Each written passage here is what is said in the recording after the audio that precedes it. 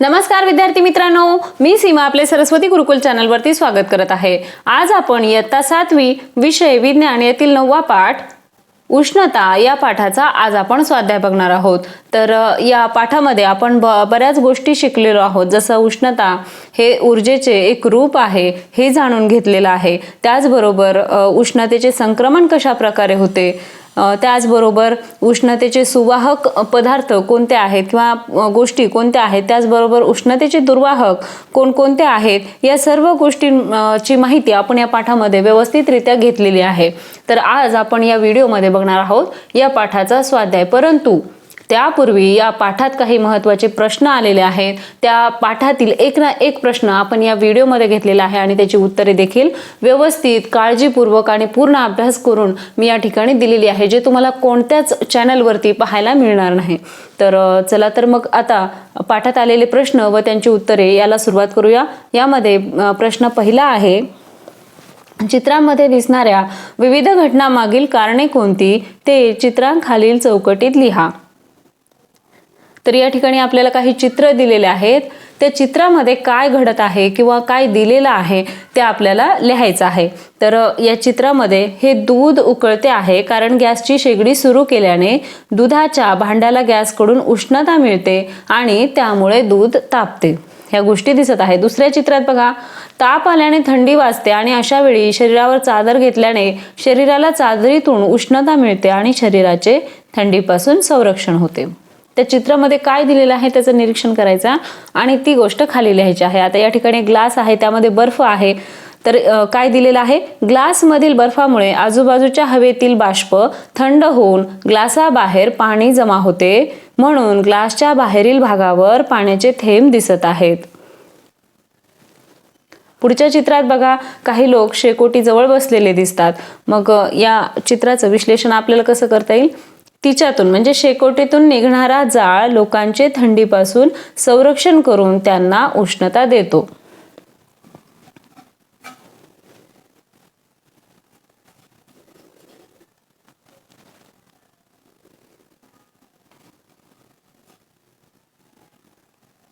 पुढचं चित्र आहे, एक म्हैस आहे आणि ती पाण्यामध्ये डुंबताना दिसत आहे।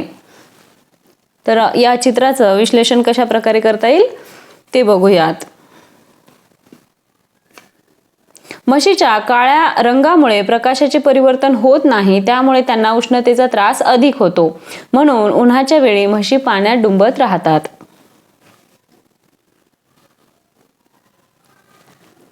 आता त्या पुढचा प्रश्न बघूया, कढईत बासुंदी ढवळणारा हलवाई झाऱ्याच्या टोकाला कापड का बांधून ठेवतो?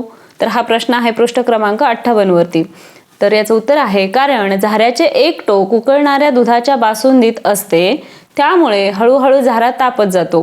ती उष्णता झाऱ्याच्या शेवटच्या टोकापर्यंत पोहोचून त्याच्या हाताला चटका लागू नये म्हणून हलवाई त्या टोकाला कपडा बांधतो।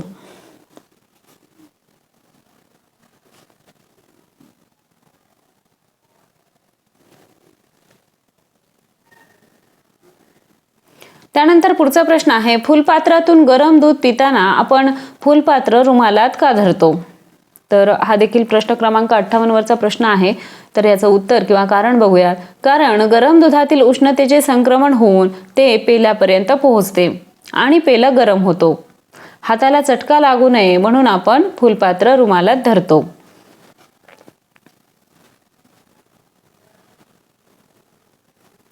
पुढचा प्रश्न आहे, आपण हिवाळ्यामध्ये लोकरीचे कपडे का घालतो? प्रश्न बघा, त्यापुढे पृष्ठ क्रमांक दिलेला आहे, तो व्यवस्थित चेक करून त्याचं उत्तर बघून घ्या। तर याचं उत्तर आहे, लोकर ही उष्णतेची दुर्वाहक आहे। आपल्याला थंडी वाजू नये, आपल्या शरीराचे तापमान कमी होऊ नये यासाठी आपण हिवाळ्यामध्ये लोकरीचे कपडे वापरतो।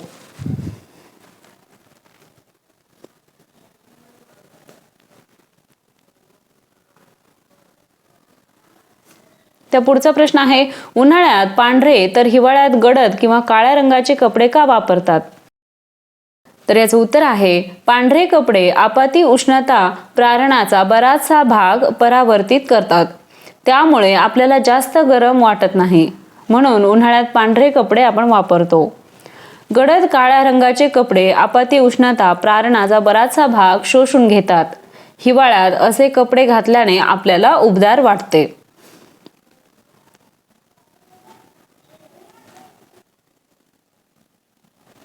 त्यानंतर रेल्वेची रूळ, सिमेंट कॉन्क्रीटचे पूल यांच्या सांध्यामध्ये फट का ठेवलेली असते?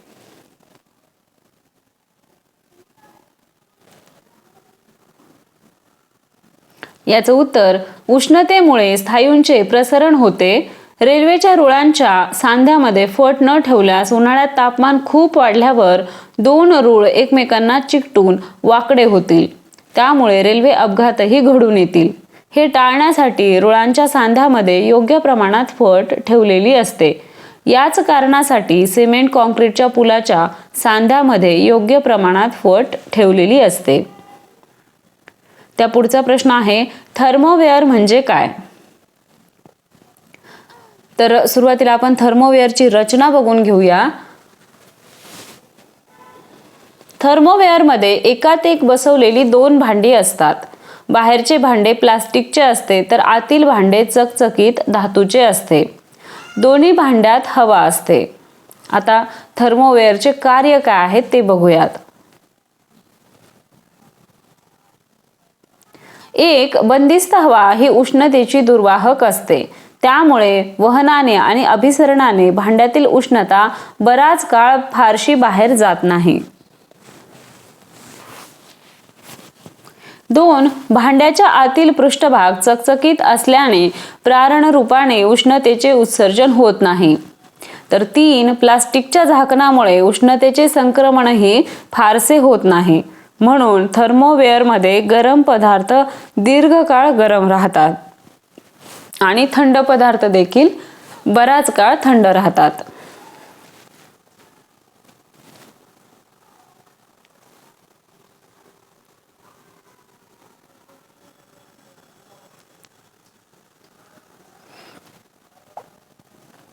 आतापर्यंत आपण पाठात आलेले प्रश्न व त्यांची उत्तरे बघितली.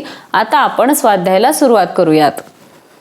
तर यातील पहिला प्रश्न आहे, रिकाम्या जागी कंसातील योग्य शब्द लिहा. आता कंसात शब्द दिलेले आहेत. प्रारण, पांढरा, वहन, निळा, अभिसरण, दुर्वाहकता, सुवाहक, काळा आणि परावर्तन. तर योग्य ठिकाणी योग्य पर्याय आपल्याला त्या ठिकाणी लिहायचा आहे. त्यातील अ, सर्वाधिक उष्णता रिकामी जागा या रंगाच्या वस्तूकडून शोषली जाते. तर तो रंग कोणता आहे? काळ्या रंगाचा. सर्वाधिक उष्णता काळ्या रंगाच्या वस्तूकडून शोषली जाते. त्यानंतर आ, उष्णतेच्या रिकामी जागासाठी माध्यमाची आवश्यकता नसते. तर उष्णतेच्या प्रारणासाठी माध्यमाची आवश्यकता नसते.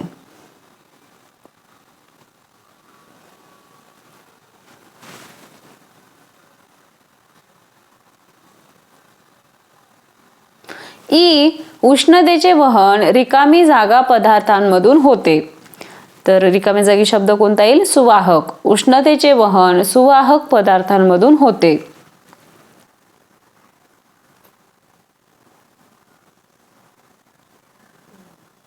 ई, थर्मास फ्लास्क मधील चकाकणारा पृष्ठभाग बाहेर जाणारी उष्णता रिकामी जागा क्रियेने कमी करतो.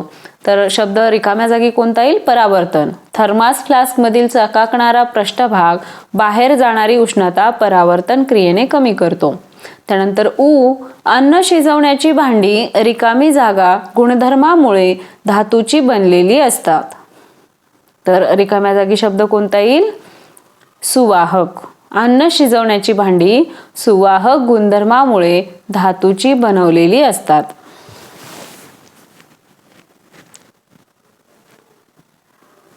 उ, सूर्यापासून पृथ्वीला रिकामी जागामुळे उष्णता मिळते. तर रिकाम्या जागी शब्द कोणता येईल? प्रारणामुळे. सूर्यापासून पृथ्वीला प्रारणामुळे उष्णता मिळते.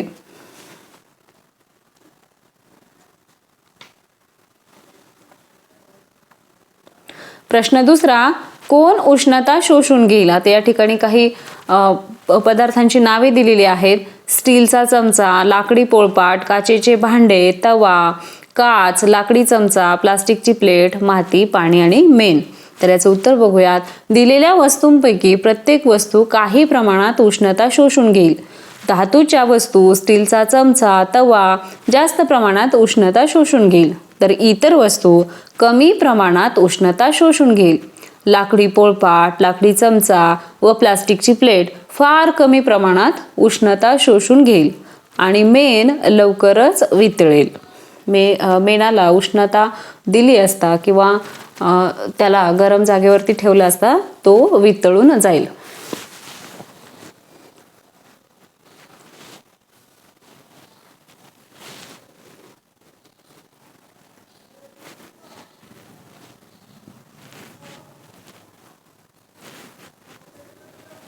त्यानंतर प्रश्न तिसरा, खालील प्रश्नांची उत्तरे लिहा. त्यामध्ये ताप आल्यावर कपाळावर थंड पाण्याची पट्टी ठेवल्यास ताप कमी का होतो? आता याचं उत्तर आहे, थंड पाण्याची पट्टी आपल्या शरीरातील उष्णता काही प्रमाणात शोषून घेते. त्यामुळे ताप आल्यावर कपाळावर थंड पाण्याची पट्टी ठेवल्यास सामान्यतः ताप कमी होतो. आता या ठिकाणी काही प्रमाणात उष्णता शोषून घेते हे वाक्य खूप महत्त्वाचं आहे. सर्वच ताप फक्त पुसून घेतल्याने किंवा पट्ट्या ठेवल्याने कमी होते का? नाही. यासोबत औषधं देखील देणे गरजेचे असते. गोळ्यांचा, औषधांचा परिणाम देखील तितकाच महत्त्वाचा आहे. परंतु पट्ट्या जर ठेवल्या तर आपल्याला औषधांसोबत पट्ट्यांचा वापर केल्यास आपल्याला लवकर आराम मिळू शकतो. ही गोष्टही लक्षात घेणे तितकेच गरजेचे आहे. त्यानंतर राजस्थानमध्ये घरांना पांढरा रंग का देतात? तर याचं उत्तर आहे, राजस्थानमध्ये वातावरणाचे तापमान खूप जास्त असते. पांढऱ्या रंगामुळे आपाती उष्णता प्रारणाचे मोठ्या प्रमाणावर परावर्तन होऊन उष्णतेचे शोषण कमी प्रमाणात होते. म्हणून राजस्थानमध्ये घरांना पांढरा रंग देतात. त्यानंतर उष्णतेच्या संक्रमणाचे प्रकार लिहा. तर उष्णतेच्या संक्रमणाचे किती प्रकार आहेत? तर 3 प्रकार आहेत. पहिला आहे वहन, दुसरा आहे अभिसरण आणि तिसरा आहे प्रारण.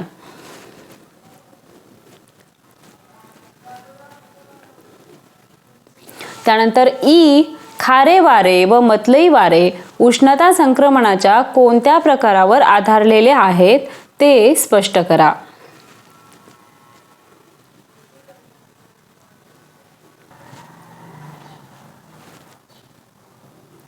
तर याचं उत्तर आहे, दिवसा सूर्याकडून मिळणाऱ्या उष्णता प्रारणामुळे जमीन लवकर तापते व जमिनीलगतच्या हवेची घनता कमी झाल्याने ती वर जाते. यावेळी समुद्रावरील त्या मानाने कमी तापमानाची व जास्त घनतेची हवा जमिनीच्या दिशेने वाहते. उष्णतेच्या अभिसरणाने खारे वारे वाहतात. रात्री जमीन लवकर थंड होते, त्यामुळे जमिनीलगतच्या हवेची घनता अधिक होते. त्या मानाने समुद्रावरील हवेचे तापमान अधिक असते व घनता कमी असते. अशा वेळी जमिनीवरची हवा समुद्राच्या दिशेने वाहते. उष्णतेच्या अभिसरणाने मतलई वारे वाहतात.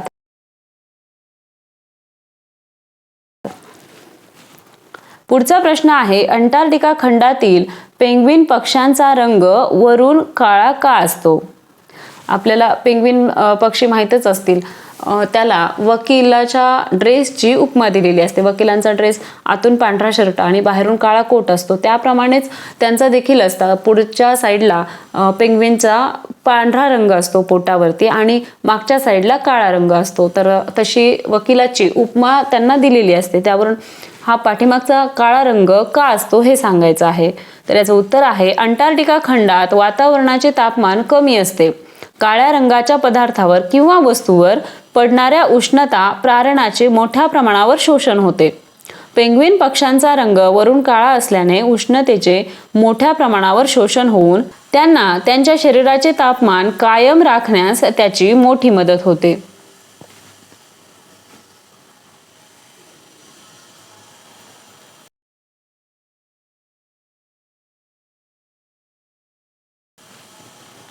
त्यानंतर खोलीमध्ये हीटर खाली व वातानुकूलन यंत्रे भिंतीवर उंचावर का बसवलेली असतात? याचं कारण सांगायचं आहे, असं का घडतं किंवा असं का करतात? तर याचं उत्तर आहे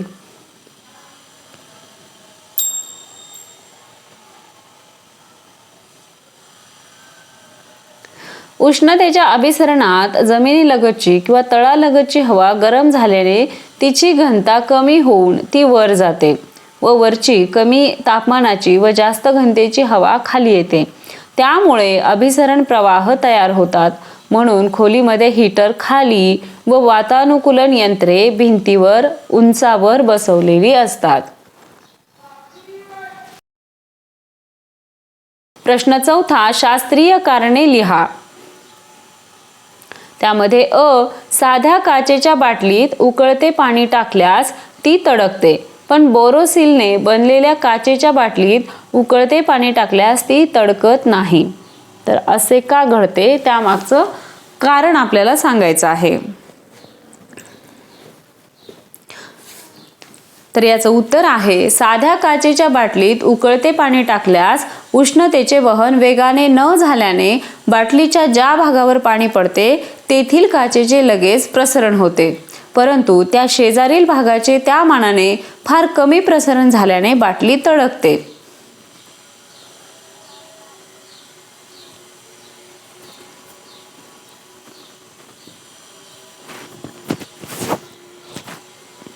बोरोसिलने बनलेल्या काचेच्या बाटलीत उकळते पाणी टाकल्यास उष्णतेचे वेगाने वहन झाल्याने काचेचे फारसे नैक समान म्हणजेच नॉन युनिफॉर्म प्रसरण होत नाही, त्यामुळे ती बाटली तडकत नाही.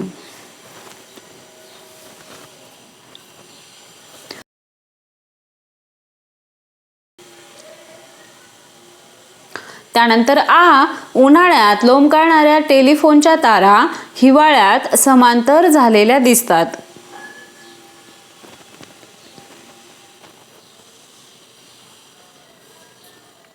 तर याचं उत्तर आहे उन्हाळ्यात वातावरणाचे तापमान जास्त असते तेव्हा उष्णतेने प्रसरण झाल्यामुळे टेलिफोनच्या तारा लोंबकळतात. हिवाळ्यात वातावरणाचे तापमान कमी असते तेव्हा तारांचे आकुंचन झाल्याने त्या समांतर होतात.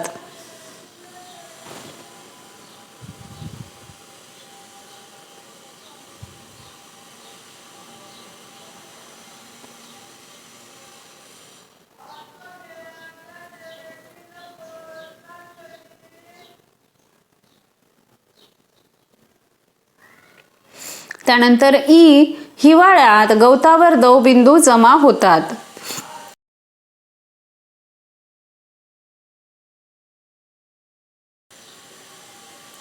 तर याचं उत्तर आहे हवेत पाण्याची वाफ म्हणजेच बाष्प असते. हवेची बाष्प धारण करण्याची क्षमता तापमानावर अवलंबून असते. हिवाळ्यात रात्री तापमान कमी झाल्यावर ही क्षमता कमी होते व तापमान फार कमी झाल्यास दवबिंदू म्हणजेच जादा पाण्याचे गवतावर संघनन होऊन त्याचे दवबिंदू तयार होतात.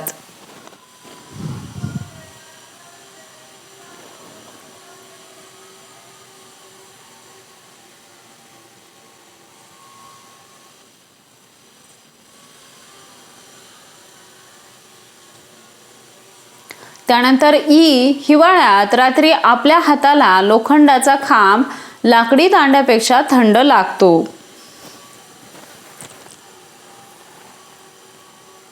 तर याचं उत्तर आहे लोखंड उष्णतेचे सुवाहक आहे तर लाकूड उष्णतेचे दुर्वाहक आहे.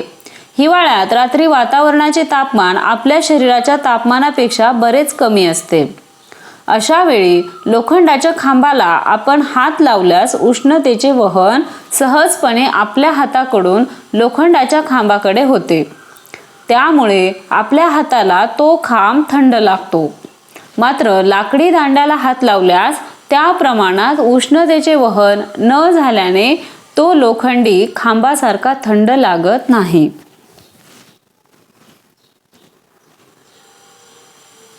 आलं लक्षात? आय होप तुम्हाला सर्व प्रश्नांची उत्तरे समजली असतील. तुमच्या काही शंका असतील किंवा तुमच्या मनामध्ये काही प्रश्न असतील तर ते कमेंट करून नक्की विचारा. पाठात आलेले प्रश्न आपण भूगोलाचे, इतिहासाचे, विज्ञानाचे ज्या कोणत्या विषयामध्ये पाठात आलेले प्रश्न, इंग्लिशचे जसे मार्जिन क्वेश्चन्स असतील तर ते देखील आपण सर्व विषयांचे घेतलेले आहेत. संपूर्ण अभ्यास करून आणि पूर्ण खात्रीशीर हे प्रश्न तुम्हाला दिलेले आहेत, प्रोव्हाइड केलेले आहेत. त्यामुळे हे प्रश्नांचा अभ्यास देखील करून घ्या. पूर्ण पाठ तुम्हाला यातूनच समजून जाईल. आलं लक्षात? हा व्हिडिओ कसा वाटला ते कमेंट करून नक्की सांगा. व्हिडिओ आवडला असेल तर व्हिडिओला लाईक करा, तुमच्या मित्रांना हा व्हिडिओ शेअर करा आणि चॅनलला सबस्क्राईब करा. भेटूया पुढच्या व्हिडिओमध्ये. तोपर्यंत धन्यवाद.